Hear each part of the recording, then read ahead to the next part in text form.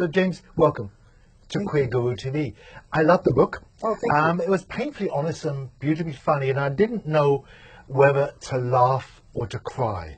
So, you have a mother that threatens suicide regularly when she's not dating other men, a father who is depressed, a grandmother who was carelessly naked in front of you, a gay drug recovering brother, and you have your own issues. Yes. And so you'll come back home because you grew up as a gay man here. Yeah, that's right. So you're just a typical American family then. I think so. Yeah. I see nothing queer, so to speak, about this family. Except that, I think America is like this. I think like everyone's like this. Every family is messed up and strange and loves each other fiercely. So let's start from the beginning, from my bit. I love the detailed account of your first gay club. But I'm not sure if you loved it or hated it. And it actually, funny enough, it reminded me very much of the motel where they just shot the Florida Project.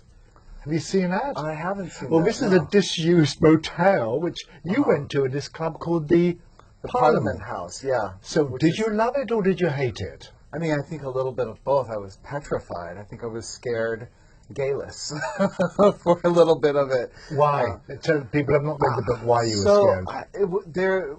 This sort of, you could go around, it's sort of like a Motel 6, so it's outward facing windows on a balcony, and people would leave windows open and they would be in flagrante, and that was both titillating and horrifying, especially, in a body like mine, that I'd sort of flown under the radar of sexuality and sensuality, and so I just wasn't prepared, and I went there with friends, but they didn't prepare me either, because they didn't think anything, so yeah, seeing some really interesting sexual practices that first night was very strange. Then I saw a police officer, and I thought we were all going to get arrested. I thought, oh, we're going to get paddy-wagoned and off to jail.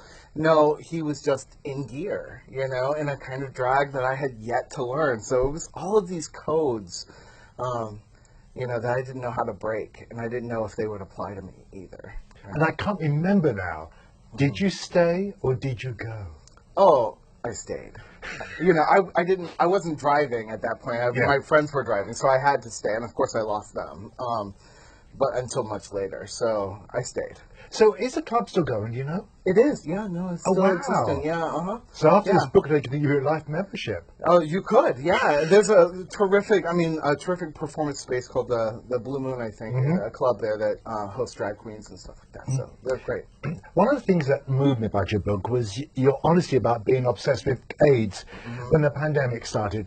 It's not something that many gay men who were not personally affected like to talk about, but you did. Why? Well, I think it shaped the way I grew up. And to the point where, my little brother he comes out before me, when he was just 16 years old, and comes out to my mother, and my mother, thought, well, gay equals AIDS, and so I should kill my child for, to save him a more complicated, painful death, which is entirely fucked up, if I may. I don't know if we can say that. Oh, good. Yay. Oh, thank God. So, my mother, flash forward a year, is marching in the gay pride parade with my little brother, right? But at that moment, the ignorance that persisted around the illness, the virus, was just something that shaped my childhood and who I am.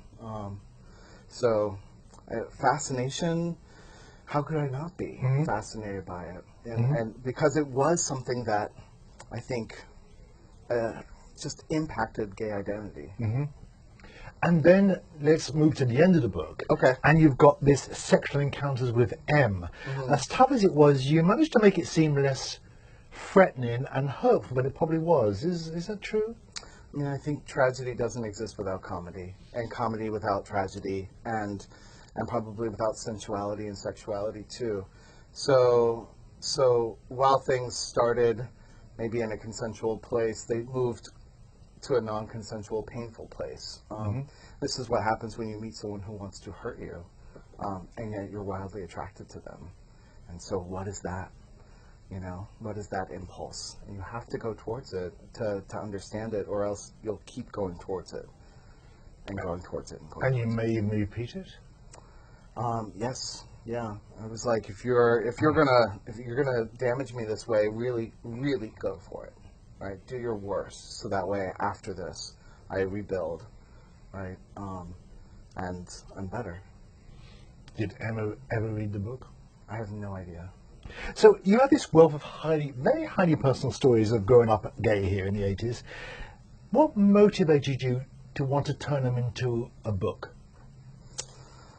Oh, I think artists always struggle with this question. Why create? And I think that's just what we do to cope with the world, to get what we internalize externalized.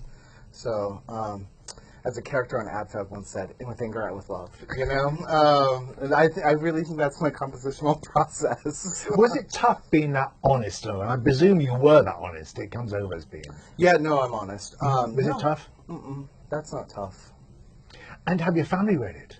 Yes. Really? Well, my mother. She put the gun down first. She did put the gun down first, and no, my mom, I don't believe has read it. I sent it to her, but she said, I said, you know, listen, I say some things in here that I think might hurt your feelings, so maybe you want to not read it, and that's okay. And she said, okay, I think I might sit this one out. And I said, that's totally fine, Mom. And Dustin, your gay brother, did he read it? He read the whole thing, yeah. And he was okay with it? Because Yes. you went into some detail about his personal situation. That's right, yeah. So his drug addiction and his sobriety, now 7 years going strong. So, yeah, no, he's totally, absolutely fine with it. He understands that writing about this and publishing it is part of my recovery through that as well. And your straight brother? He's doing all right. Still living at home, but you know. Still living at home? Well, with my mom. You Okay. know, my dad was disabled for a long time, and so my mom and my brother, my older brother, the straight one, took care of him. So Tim, is there a second volume? I'm working, but not yet. That you have enough wealth of stories to. Sure. You're not going to go out and make these situations now. You just to get rid No, of them. oh God, no. But you know, once when I was in school, I went to see the writer David Sedaris read, and he told me, "Oh, all you need to do is go shoot up a mall, and then you'll have like a whole wealth of things." And I was like, "Yeah, well, yeah, I don't think I need to write that book." You know. But I love the title. I liked you better before I knew it so well. And I was upset to find you stole it from a coat hanger. I did. That my mother gave my brother. Yeah. My little brother, my gay brother Dustin, has always given me my titles. So. What's the next title then for the one in work? Oh, I don't know yet. It hasn't revealed itself to me. It's early. It's early still. And are you still in Florida? Nope, I'm in Maryland, on the Eastern Shore and near Baltimore too. So tonight you're going out to get some more material. That's right. Absolutely. Great to talk to us. Thank you so Been a much. pleasure. Yeah, Thanks a lot. my pleasure. Thank you.